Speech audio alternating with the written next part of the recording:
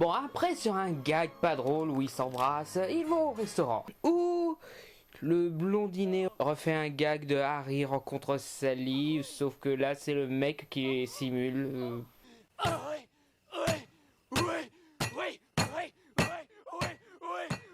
Donne-moi la même chose qu'elle.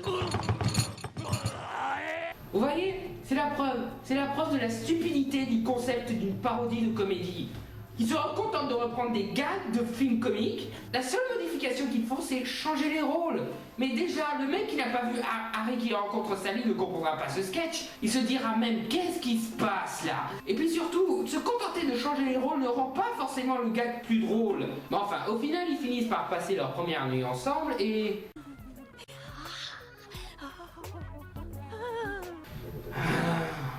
Donc après leur première nuit ensemble, elle décide de le présenter à ses parents. Julien nous a dit votre nom. Comment ça se prononce? Comme ça s'écrit. B-E-S-E-T-A-F-I-2-L-E. Baisse ta fille.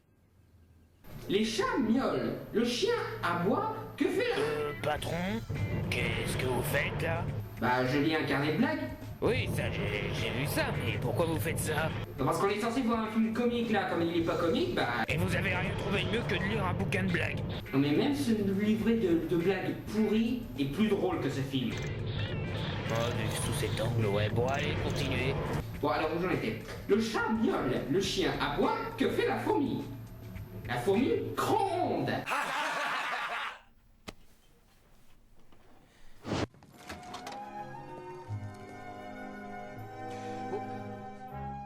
Désolé.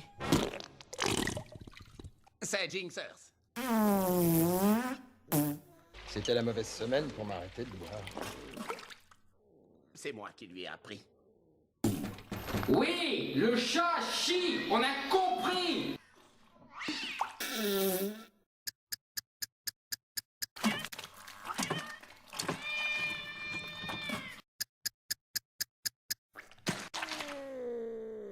Non mais c'est pas possible. On a compris, un chat qui chie. C'est même pas drôle. En plus, c'est juste un gag pas drôle d'un film qui était pas si drôle que ça. Et vous l'avez rendu encore plus dégueu. À savoir, encore moins drôle.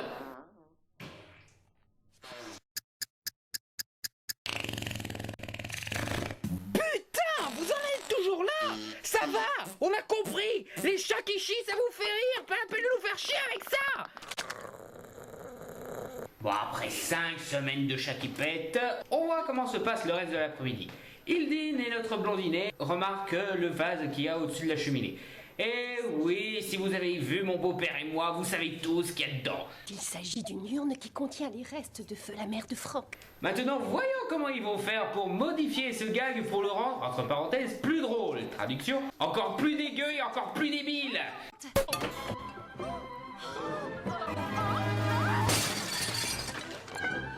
Maman! Oh, même chose. Oh non, non, non, Jinxers, ne fais pas ça. Jinxers. Oh! Jinxers, non, non. Descends de ma maman! Stop! Les mecs, au cas où vous ne m'étiez pas au courant, la nécrophilie mêlée à la zoophilie n'est pas drôle. C'est dégueulasse! Dégueulasse! Donc après ce dîner catastrophique, le blondinet emmène Alison Hannigan dans un endroit bien spécifique. Oh mon Dieu. Oh mon Dieu. Oh mon Dieu. Oh mon Dieu, c'est... Julia Jones, voulez-vous m'épouser? Ok, là ça va, ils n'ont pas essayé de faire rire avec ce passage, ils se sont contentés de le faire, c'est un petit peu con pour une parodie, mais au moins ils s'enfoncent pas. Oh putain de merde! Combien vous me donnez pour ça? 50 $. Quoi, c'est tout? Mais ça va détruire le mal! Oh, la ferme, magicien!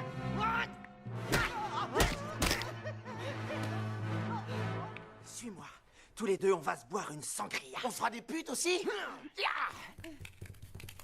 Mon précieux! Subtil, subtil. Vous avez fait une blague que même des gars qui se voient tous les jours au bistrot seraient capables de faire. Donc maintenant c'est le temps de voir la famille des bestes à filles. Mais en attendant, un autre sketch pourri. Pétasse. Son premier mot. Qu'est-ce qui fait zib, zib, zib? Une abeille en marche arrière. Donc il rencontre les Bestafi, ils se rendent compte qu'il y a quelque chose de bien spécifique à propos de ces deux. Grant a dit que vous étiez docteur. Oh, en fait, je suis sexologue. Je suis spécialiste de l'impuissance. Oh non, me dites pas que vous avez trouvé de nouvelles excuses pour faire des blagues sur le cul, hein? Pitié, je ressors tout juste d'American Pie, et pitié quoi! Ah, et petite anecdote, le père des Bestafi est joué par Fred Willard, qu'on a déjà vu dans American Pie 3, où il jouait le père d'Alison Hannigan. Quelle coïncidence qui montre que les réalisateurs prennent pour référence cette grosse bouse! Qui a soif? Maman, non. Oh, Grant, tu l'as été un peu embarrassé parce que c'est le personnel qui l'a dépucelé. Ouais, il a eu une histoire homosexuelle. Et alors?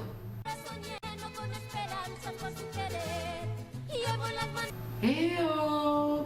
L'homosexualité, ça fait rire que vous, hein? Juste après ça, ils se permettent de plagier un autre film de Ben Stiller. Oh! Oh!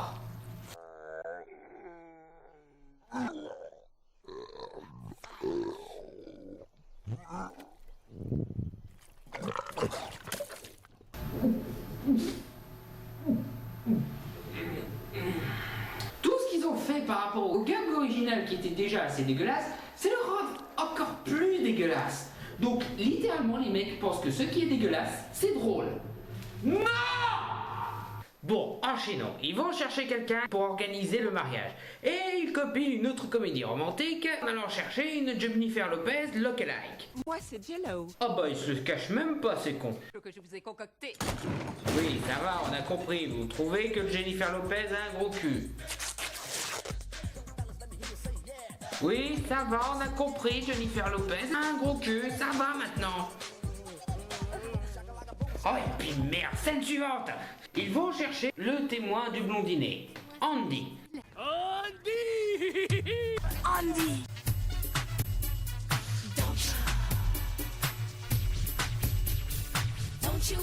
C'est quand même génial qu'on soit restés si proches. Même après avoir rompu nos fiançailles. Vous avez été fiancés?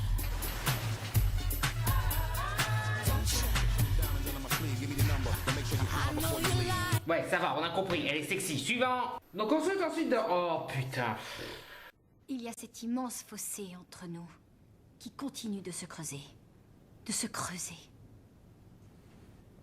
Vous savez, je fais ce que je peux pour me moquer de ce film. Seulement, ils ont eux-mêmes du mal à se moquer des films qu'ils parodient. Alors, honnêtement, comment voulez-vous que je me démerde? Les réalisateurs eux-mêmes n'arrivent pas à se moquer de leur propre travail. Bon, enchaînons autant qu'on peut. Alison Hannigan et Andy vont aller chercher une robe de mariée. Et, sorti de nulle part, ils te parodient ce que veulent les femmes. Je peux entendre les pensées de tout le monde. C'est comme si j'étais coincée dans un mauvais film de Mel Gibson. Subtil. Ce qui m'a pris, c'est vraiment un danseur de merde. Eh mec, je suis marié avec Britney Spears. Je suis riche. Je suis riche. Vous en profitez pour essayer de critiquer des célébrités? Oh, comme c'est mignon, ça débarque de nulle part. Et ce n'est même pas drôle.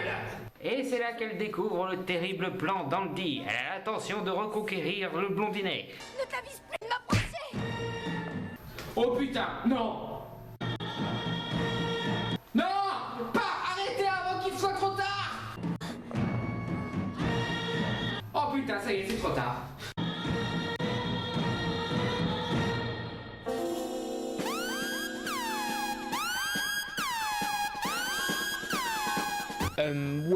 Petit conseil, quand tu fais une séquence de flashback, fais gaffe à ce que ce soit pas une scène supprimée. Vous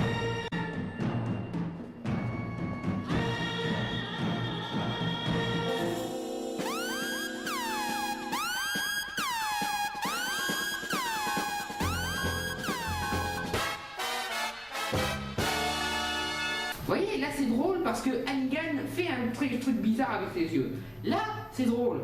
Mais encore une fois, vous tirez dans votre propre gag. Ok, vous partez en couille là.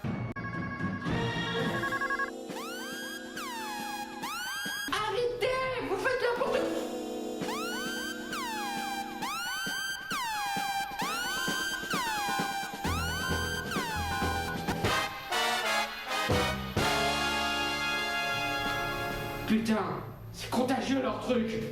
Donc après cela, on arrive au dîner de famille qui tourne en comédie musicale parce que... Pourquoi pas?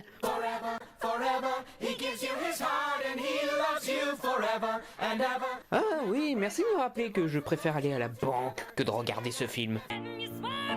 Non, Jennifer Lopez qui a un gros cul, ce n'est toujours pas drôle. Et un chat bourré... Ça aurait pu l'être, mais ce ne l'est pas. Bon, enfin, Alyson Hannigan se réveille pour le grand jour et...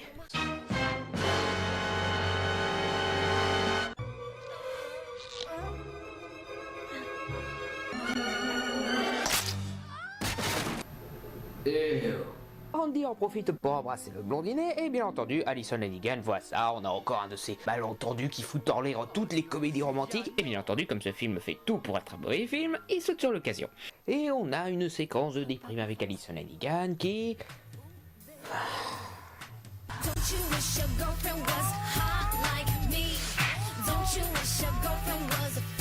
Une autre tentative de nous faire rire avec la zoophilie plus tard. Alyson Hannigan décide d'épouser le gros Kratos.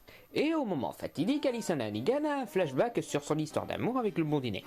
Ou plutôt sur les gags les plus dégueux du film, enfin c'est dur à dire.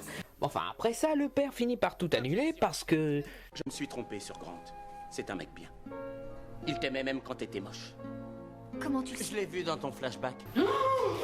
Oh mon Dieu, une vraie parodie. Le père lui donne suite à un article d'un magazine où le blondinet explique à quel point il est désolé d'avoir, entre parenthèses, trahi Alyson Hannigan, parce que je rappelle que c'est Andy qui a embrassé le blondinet, pas le blondinet qui a embrassé Andy, et ils essaient quelques blagues pour briser le quatrième mur avec la voix off, ha ha ha. Comme c'est mignon, c'est débile qui essayent d'être drôle, et apparemment ça l'a convaincu, malgré le fait que toute la séquence où le blondinet fait tout et n'importe quoi pour se faire pardonner, ça lui a pas convaincu. Mais enfin, elle essaye de le rejoindre, mais le magazine a été publié il y a 6 mois. Gros bordel temporel avec le gag sur la voix off, alors vu qu'à certains moments elle se met carrément à discuter avec cette voix off. Mais enfin, elle se dépêche de le retrouver au cas où il est toujours en train de l'attendre. 6 mois après. Est-ce qu'il m'aura attendu? Il serait bien fou de ne pas attendre ma fille chérie. Il serait surtout con d'être resté 6 mois, mais bon. Mais enfin, elle saute sur une moto et... C'est pas elle, c'est un cascadeur. On a fait exprès que ça se voit à donf pour que ce soit drôle. Donc on voit que le blondinet a en effet attendu 6 mois, comme quoi il est plus con que je le pensais. Aussi très résistant parce que moi je serais mort de faim ou de soif ou quelque chose après 6 mois resté là. Oui, je sais, il se permet des petits délires dans le genre parce que c'est une parodie. Mais vous savez, une parodie c'est pas forcément un film dénué de sens, ni même de logique. À la place ils auraient pu mettre un squelette, là ça aurait été marrant et logique. Donc après des gags dignes des Looney Tunes, ils finissent par se retrouver et par s'épouser enfin.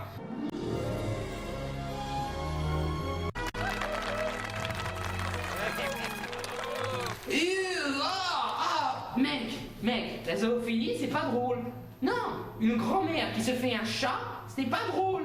Arrête quoi. Et si vous espériez que ce film soit fini, non, ils en profitent pour se foutre de la gueule d'un autre film. Une minute, c'est Carmine Electra, elle.